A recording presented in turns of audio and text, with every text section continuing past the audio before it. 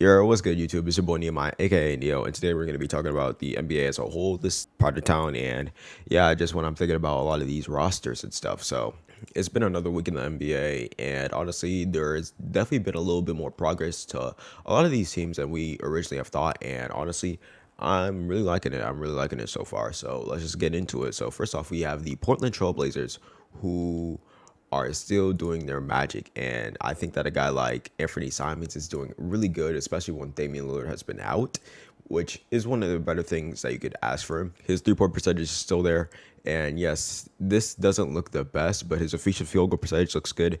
And I'm pretty sure his true shooting percentage also looks pretty, yeah. Though he probably should take a little bit more free throws, and that will just boost it up even more. So yeah, that'd be great. Josh Hart is also a really good addition to this piece. He's averaging 10 points, and I do think that he's actually filling in the three role a lot better than a lot of people have kind of anticipated him for. So I think that the Portland Trailblazers, even without Damian Lillard, are still putting up some monster numbers, and this is still one of the best defensive teams in the NBA, which is kind of crazy thinking about how Damian Lillard has been playing with some of the best defensive teams in the NBA. They just have a lot of wing depth, and that's going to be really good for this team going forward. Really hope that they can put up these numbers for time to time. So, yeah. Now we have a team like the Memphis Grizzlies, who I originally thought that were going to be one of the better teams in the NBA. But honestly, the best thing about this team is that they just have a lot to improve upon. You know, they're still a younger team. They still have a guy like John Morant and Desmond Bane, who are both under the age of 25. Even guys like Jared Jackson Jr., who I'm pretty sure he isn't listed here, he's listed up here, is actually one of the better young players in the league. He's still, 23? He's John Morant's age, which is really good. And John Morant is still he's probably leading the MVP race right now, if not him, Giannis. But honestly, I expect John Morant to be more akin to Giannis. So yeah. Now, if we were to talk about how this team is going to look going forward, I do expect them to still be this good, if not a little bit better, once Jared Jackson Jr. comes back. They're not going to be the worst defensive team in the NBA, and they're not negative, but that's simply because of one game. I'm pretty sure that outside of that one game, they're probably like a net 6-7. That, and I think that this is definitely going to be one of the best defensive teams in the NBA, because they were last year. They started off the same way last year, and guess what? They ended up being fourth. So let's just keep it down on the defensive rating. I expect this team to still be one of the best defensive teams in the NBA, especially when Jared Jackson Jr. comes back.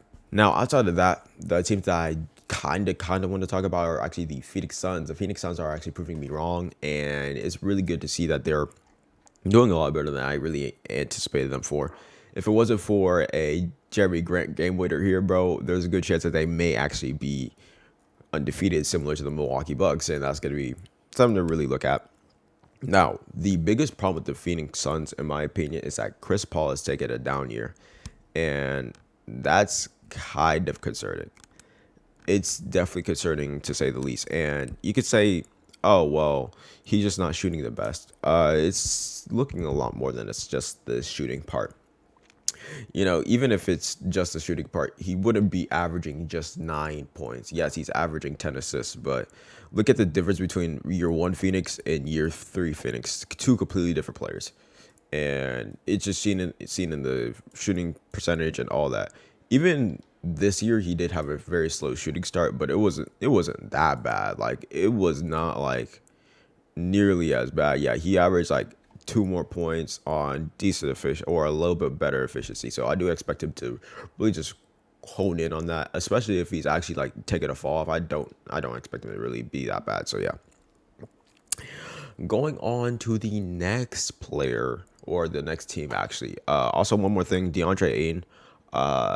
He does not look like he wants to be on that floor, but he is, so he got to deal with it. Now, for the next team, I think we're going to talk about the Los Angeles Lakers now. I've already made a couple videos about them. They're pretty ass, and there's nothing really to discuss about them being ass. So I think that that's really all I need to say. The one thing that I could say, though, is that there's a good chance that this is actually going to be a down year for LeBron James. And if that's the case, then that's going to be a really bad sign for the Lakers, because, you know, if your best player is taking a down year, if he's gonna drop out the top 7 conversation, he's not. He's not gonna be the one to carry this team to a playoff spot. Russ off the bench was decent for a few, but as we see it, if he's still gonna get the same amount of minutes, bro, it's not gonna matter. They just don't need Russ. If they get rid of Russ, some good decent players, maybe they do make the playoffs. But I think they're still a hell of a lot of way of a contender, bro. They're just too far gone. And I think that the Lakers do really need a lot more than just that. Now going into the Eastern Conference, I do want to talk about a little bit. Oh yeah, actually, let me talk about one player specifically. This is a part of the NBA stock stuff. So if you want to buy a stock, buy my boy De'Aaron Fox. De'Aaron Fox is really just him. I don't get it. He does play today against the Miami Heat. I want to see how he does against them. But yeah, nah, he's looking really, really good. Definitely all-star level. Definitely one of the best point guards in the West. Not only in the West, but in the NBA. Also, Keegan Murray's a lot better than I expected. One player for the Pacers I actually do want to talk about that's not Harris or Tyrese Halliburton. I don't know. I was saying Harrison Barnes, bro. I'm out of here. But their rookie actually. Where's the rookie at? He's averaging some like nuts points. Let me check. Hold on. Yeah, shout out to the dog Benedict. He's actually doing like really, really good. I did not know this. Like someone was telling me, yo, he's averaging 27 points. I was like, oh, okay, yeah, nah, you're just big tripping balls. Nah, this dude was like awesome fire in the first 3 games. Like what? Not only that, but I'm pretty sure he's coming off the bench. Now, this just may be me, but I'd have bro starting. Now, who's starting over him? That's the question. Who is starting over my man? Pause. Uh, is it Buddy Hield who's starting over him? Nah, man. But yeah, I think that they're definitely gonna trade away Buddy Hield this summer or this year because the thing about Buddy Hield is that he's expiring one of these. He's expiring next year. That makes sense. And even though he's definitely taking a big pay cut from year to year, I do expect that to happen. So yeah, let's just talk about the other teams in the East. So I don't want to toot the horn of the Milwaukee Bucks too much, but they are still undefeated, which is what you really want to see from a team like this. I think that they are one of the worst offenses, no doubt. But again, if this is to keep up, bro, the Milwaukee Bucks will easily be the best defense of the year. Not only that, but of the past couple of like decades, at least relative to how they are compared to the rest of the league. This is definitely one of the best defenses that we're ever seeing.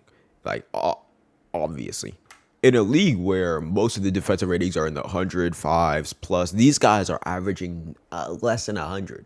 This is very similar to last year where I think the Golden State Warriors were like below 100, and a lot of people were like reacting very fairly, saying that they have the best defense in the league by far, because that's what this is, the best defense in the league by far. So yeah, another team that I want to talk about, these two actually. These two are actually very similar in terms of how they really went about their offseason. And I do really like that. They just made some really big trades, and that's really just working out to their favor. Now, first off, we want to talk about I'll just talk about the Atlanta Hawks. So I don't think that they are necessarily a bad team. No doubt about it. I do think that the defensive rating is maybe a little bit high, but I do think that a guy like, again, DeJounte Murray is still one of the best guard defenders in the NBA. And not only that, but him and Trae Young are commanding this offense really well. These guys aren't even averaging 3 turnovers. These guys are putting up 18, assists per game on less than 5 turnovers. Bro, that's insane. Especially when we have a guy like John Collins, Clint Capella, and Onyeka Okongwu just benefiting from this so much because they're just getting easy assists. They're just getting easy play finishes, and that's just going to be what you really want to see from the team, man. And, I think that this team is just full of play finishers and playmakers, and that's really great, especially because they definitely need something like this earlier on. And even a guy like DeAndre Hunter could still really just reap benefits from this.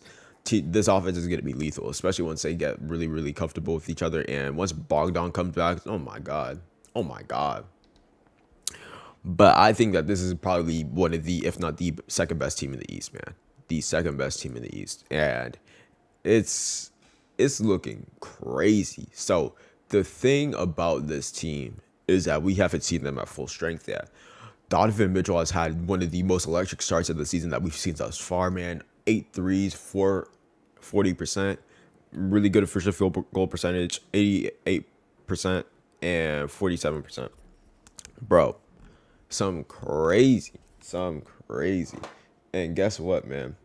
Guess what? Darius Garland has still not played a full game under this season, man. Once he does, once he's able to really just get in his bag, man, I think that this team is going to be lethal.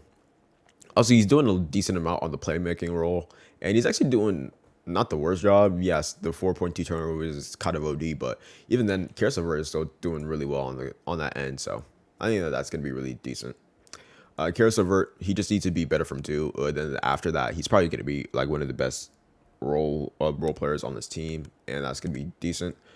Isaac Okoro, man, I really hope that he finds like maybe really good play minutes because I do expect him to be one of the better players on this team. But the thing is, he doesn't really fit the best, especially because they really want shooters now.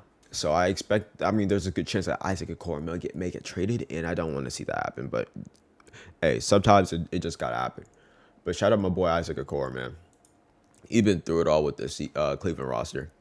Now, I think another team that I think I may have to talk about, more so specifically a player that I want to talk about, Siakam.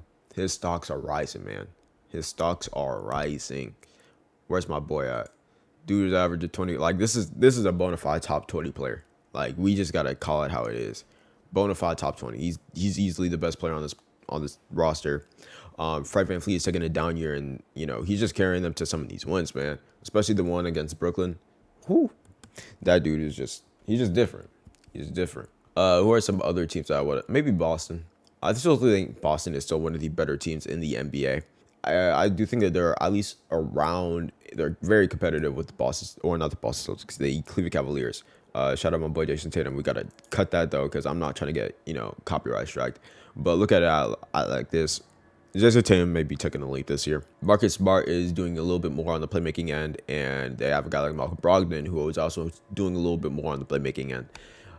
If you were to ask me, I would say that Malcolm Brogdon is definitely going to get more minutes, but it really depends on what type of series he's playing. And yeah, I just think that this team is just one of the more whole rosters in the NBA. Also, I want to talk about the Clippers at least a little bit. My prediction was that they were going to be the 4th seed, and I'm not going to back away from that. I will say though, I did not expect them to like play not necessarily bad. Right now they're not shooting nearly as good as they have in previous years. Them shooting 26% is an anomaly, especially when we look back into the 2021 season. Even in this season, they weren't nearly as bad. They were, 3rd in that season. And of course, in the 2021 season, they led the NBA. Crazy. Now, one of the best things about this is also that the Clippers still do have a guy like Kawhi Leonard still just cooking it up in the regular season. He's definitely going to come into fruition later on, and yeah. Now, the thing though is that Kawhi Leonard may not be he's definitely gonna be good, but I'm just not sure when he's gonna be like fully back because he's still working through the kinks. And yes, the 3-point percentage may not look the best, but I do think that he's still going to be one of the best players in the NBA. But we just have to see. Hopefully, he makes a full recovery, especially mid-season. Another team that I want to talk about is the Chicago Bulls. They've actually been impressing me. Hold on, I want to see the minutes I'm at right now. All right, so I'm going to talk about the Chicago Bulls a little bit, and I'll cut out. So essentially, DeMar DeRozan is just going crazy. I completely underrated him going into the season. Absolutely. Zach LaVine is also going crazy. Ayo Dosunmu is taking a leap for a second year. Really love to see it. Vooch needs to be a little bit better, at least from the field. But as long as he's like setting good screens, as long as he's, not being a hindrance on the offense, I really do want him to succeed in this NBA, or at least in this team. Alex Caruso, really good. Now, that being said, defensive rating is still a little bit lower, and the offensive rating is actually a little bit lower, but they're still a positive team. And in my opinion, they still do need Lonzo Ball, but once Lonzo comes back, he's going to be really good for this team. So this has been your boy Nehemiah, aka Neo, and I hope you guys are having a great one.